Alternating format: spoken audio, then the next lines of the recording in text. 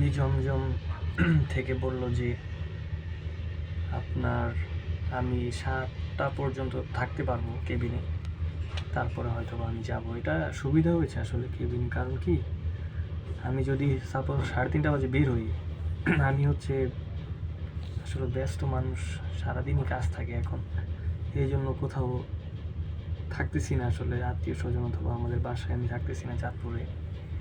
যেহেতু আমার কাজ হচ্ছে 10-15 মিনিটের কাজ, সার্টিফিকেটটা নিয়ে আমি আবার ঢাকা চলে যাব, এই জন্য সাপোজ ধরেন যে 3:30 বাজে বের হয়ে আমি যাবো কোথায় এত রাতে। এটা অবশ্য একটু ভালো করছে।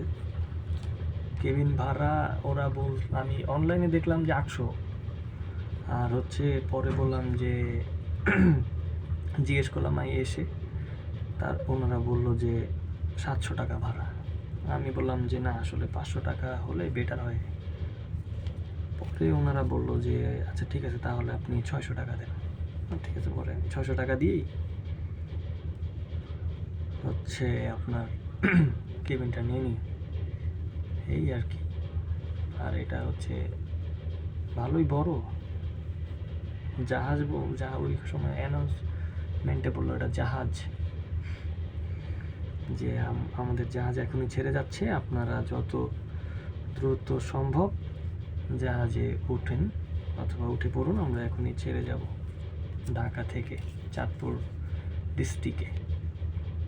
এই হচ্ছে অবস্থা। বাকিটা আমি দেখতেছি, আমি হচ্ছে বাকি ইনফরমেশন আমি পৌঁছে এসপি অফিসে পৌঁছে এরপরে জানাবো।